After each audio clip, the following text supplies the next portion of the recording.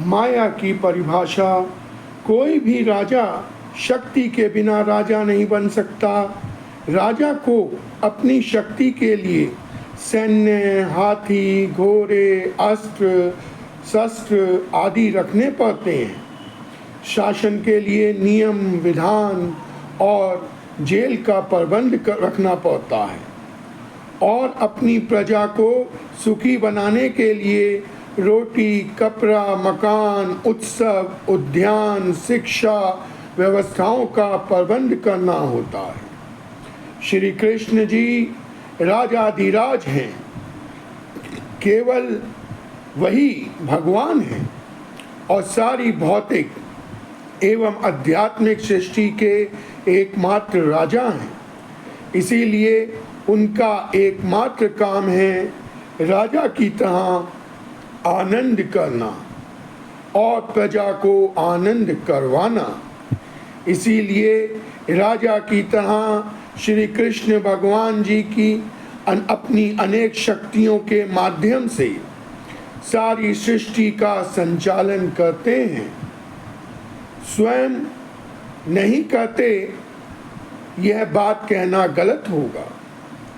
भगवान या परमेश्वर के लिए कोई भी करने लायक कर्तव्य नहीं है, अर्थात उन्हें कोई भी कार्य करने की आवश्यकता नहीं है। भगवान के समान अथवा उनसे बढ़कर कोई नहीं है। उनकी अनंत दिव्य शक्तियाँ हैं जो उनमें स्वाभाविक रूप से रहती हैं और उन्हें पूर्ण ज्ञान, बल और लीलाएं प्रदान करती हैं। माया भगवान श्री कृष्ण जी की शक्ति है। मुख्यतः माया दो प्रकार की होती है, योग माया और महामाया। योग माया श्री कृष्ण जी की अंतरंगा शक्ति है जो आध्यात्मिक जगत की देखभाल करती है, और महामाया श्री कृष्ण भगवान जी की बहिरंगा शक्ति है जो भौतिक जगत का निर्माण, संचालन और संहार करती है। माया शब्द दो अक्षर से बना है, सा और या। माय और या। माँ का अर्थ है नहीं और या का अर्थ है यह, अर्थात माया का अर्थ हुआ यह नहीं। माया जो नहीं है उसका अनुभव कराती है, अर्थात जो सत्य नहीं है वह सत्य बताती है।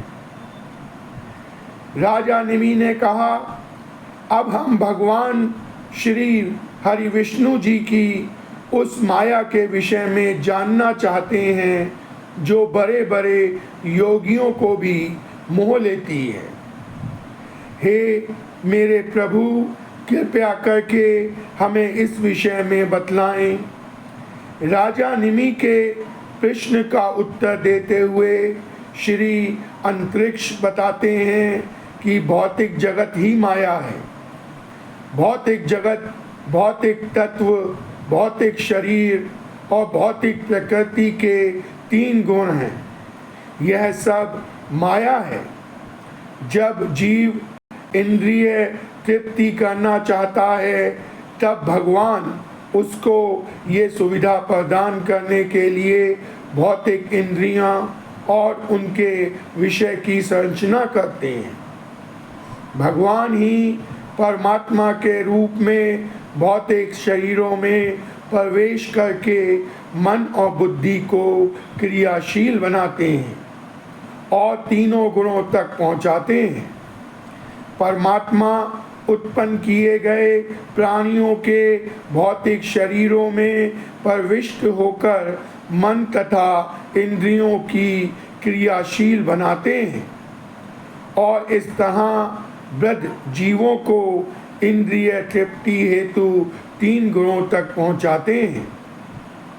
शील भक्ति सिद्धांत सरस्वती ठाकुर जी की टीका का सारांश इस प्रकार है। एक परमात्मा स्थूल भौतिक तत्व पृथ्वी, जल, अग्नि, वायु और आकाश में प्रवेश करता है और भौतिक मन को क्रियाशील बनाकर बद्ध जीवों के इंद्रिय कर्मों को 5 ज्ञानेंद्रियों आँख, नाक, कान, जीभ तथा त्वचा में सूक्ष्मता विभाजित कर देता है और इसके बाद 5 स्थूल कर्मेंद्रियों हाथ, पाँव, वाणी, जन्नांग तथा गुदा में विभाजित कर देता है। चूँकि मुक्त आत्माओं में भगवान जी की सेवा करने की प्रबल प्रवृत्ति पाई जाती है, अतएव वे अच्छाई बुराई के दैत्य के प्रति आकर्षित नहीं होते। वे उन भगवान जी की भक्ति तथा प्रेम से आनंद प्राप्त करते हैं जो भौतिक सृष्टि से परे अपनी दिव्य लीलाओं का नित्य आस्वादन करते रहते हैं। भौतिक देह का स्वामी व्यष्टि जीव परमात्मा द्वारा सक्रिय की गई अपनी भौतिक इंद्रियों द्वारा प्रकृति के 3 गुणों द्वारा बनाए गए इंद्रिय विषयों का भोग करने का प्रयास करता है। इस तरह वह उत्पन्न भौतिक शरीर को आजन्मे नित्य आत्मा के रूप में मानने के कारण भगवान की माया में फंस जाता है। मैं अभी भगवान की मोहिनी शक्ति माया का वर्णन कर चुका हूँ। यह 3 गुणों वाली माया भगवान द्वारा ब्रह्मांड के सृजन, पालन तथा संहार के लिए शक्ति प्रदत्त है। अब तुम और क्या सुनने के इच्छुक हो? प्रभुपाद जी उपरोक्त श्लोक के तात्पर्य में लिखते हैं, भगवान की बहिरंगा शक्ति माया द्वारा भौतिक जगत की उत्पत्ति, पालन तथा संहार होता है। यह माया लाल, श्वेत तथा काला इन 3 रंगों वाली है। लाल रंग में प्रकृति की सृष्टि होती है, श्वेत में उसका पालन होता है और काले में संहार हो जाता है। महन तत्व उसी माया से उत्पन्न होता है। महत तत्व से ही 3 प्रकार के मिथ्या अहंकार जन्म लेते हैं, सतोगुणी, रजोगुणी एवं तमोगुणी। मिथ्या अहंकार प्रलय के समय पृथ्वी, जल, अग्नि, वायु तथा आकाश ये 5 महत तत्व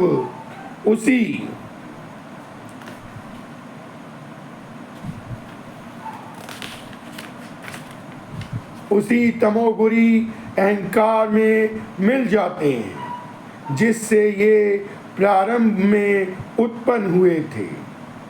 उसी तरह 10 इंद्रियों तथा मन रजोगुणी मिथ्या अहंकार में मिल जाते हैं और मन देवताओं समेत सतोगुणी मिथ्या अहंकार में मिल जाता है जो पुनः महत तत्व में, और यह महत तत्व पुनः प्रकृति या अव्यक्त प्रधान में शरण लेता है। श्री प्रबुद्ध जी ने कहा, अतः मानव समाज में नर तथा नारी की भूमिकाएं स्वीकार करते हुए बद्ध जीव संभोगरत होते हैं। इस तरह वे अपने दुख के निवारणार्थ निरंतर प्रयत्नशील रहते हैं और अपने आनंद को असीम बनाना चाहते हैं, किंतु यह देखना चाहिए कि उन्हें सदैव इसका बिल्कुल उल्टा परिणाम मिलता है। दूसरे शब्दों में उनका सुख अनिरंतर है। अतः समाप्त हो जाएगा। और ज्यों ज्यों वे बूढ़े होते जाते हैं, उनकी भौतिक सुविधाएं घटती तथा भौतिक असुविधाएं बढ़ती जाती हैं। संपत्ति दुख का अविच्छिन्न स्रोत है। इसे अर्जित करना सर्वाधिक कठिन है और एक तरह से यह आत्मा के लिए मृत्यु स्वरूप है। भला अपनी संपत्ति से किसी को कौन सा लाभ मिलता है? इसी तरह कोई अपने तथाकथित घर, संतान, संबंधी गण तथा घरेलू पशुओं से स्थायी सुख कैसे प्राप्त कर सकता है, जो उसकी कठिन कमाई से पालित पोषित होते हैं? मनुष्य स्वयं को की पहचान शरीर के साथ करता है, इसीलिए वह शरीर से संबंधित कुटुंब के प्रति आसक्त रहता है और उनके लिए आवश्यकता से भी ज़्यादा धन कमाने के लिए दिन रात परिश्रम करता रहता है। संपत्ति की वृद्धि करने में ही मनुष्य अपना अमूल्य मनुष्य जीवन नष्ट करता जा रहा है। परंतु संपत्ति बड़े कठोर परिश्रम से प्राप्त होती है और प्राप्त होने के बाद भी इससे स्थायी सुख नहीं मिलता। ऐसी संपत्ति से क्या लाभ होगा, जिसके कारण आत्मा मनुष्य जीवन गवा बैठता है और अपने उद्धार के लिए कोई प्रयास नहीं करता। दिन रात माया की मार खाकर भी यदि कोई यह नहीं समझ पाता कि मनुष्य जीवन केवल श्री कृष्ण भगवान जी की भक्ति के लिए है और अपने उद्धार के लिए प्रयत्न नहीं करता, तो यह आत्मा के लिए मृत्यु स्वरूप है। कोई चाहे कितना भी बुद्धिमान क्यों ना हो या उसने भौतिक संसार में सर्वोच्च उपाधि ही क्यों ना प्राप्त की हो, परंतु यदि उसने अपनी बुद्धि का उपयोग श्री कृष्ण भक्ति के लिए नहीं किया है तो उसको श्रीमद् भागवतम में पागल कहा गया है। मनुष्य को स्वर्ग लोक में भी ऐसा स्थायी सुख नहीं मिल सकता जिसे वह अनुष्ठानों तथा यज्ञों से अगले जीवन में प्राप्त कर सके। यहाँ तक कि भौतिक स्वर्ग में भी जीव अपने बराबर वालों की होड़ में तथा अपने से बड़ों की ईर्ष्या से विचलित रहता है। चूँकि पुण्य कर्मों की समाप्ति के साथ ही स्वर्ग का निवास भी समाप्त हो जाता है। अतएव स्वर्ग के देवतागण अपने स्वर्गिक जीवन के विनाश की आशंका से भयभीत रहते हैं। इस तरह उनकी दशा उन राजाओं की सी रहती है जो सामान्य जनता द्वारा ईर्ष्यावश प्रशासित होते हैं, किंतु शत्रु राजाओं द्वारा निरंतर सताए जाते हैं, जिससे उन्हें कभी भी वास्तविक सुख नहीं मिल पाता।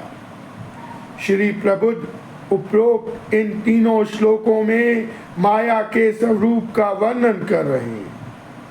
भागवत के उपरोक्त 11-3-18 श्लोक में स्त्री और पुरुष के मध्य मैथुन आकर्षक को माया बताया गया है। इसके बाद के 11-3-19 श्लोक में धन, संपत्ति, घर, बच्चे, संबंधी, पालतू जानवर आदि भी काल्पनिक सुख देते हैं। इसको भी माया का स्वरूप बताया गया है।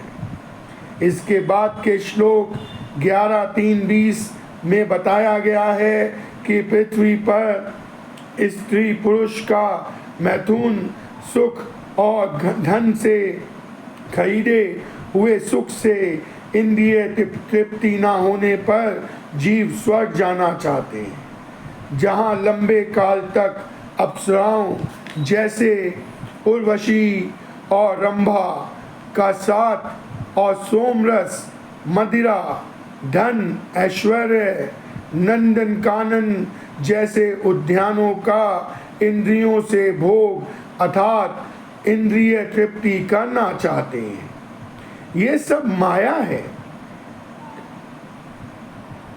इसी प्रकार इंद्रियां अधिक से अधिक विषय सुख देने पर भी कभी तृप्त नहीं होती। इस प्रकार जीव अनादिकाल से स्त्री और धन के माया जाल में फंसा रहता है और माया की मार खाता रहता है। श्री कृष्ण भगवान जी का सनातन सेवक होना जीव की वैधानिक स्थिति है, क्योंकि जीव कृष्ण जी की तटस्था शक्ति है और वह भगवान से एक ही समय अभिन्न और भिन्न है।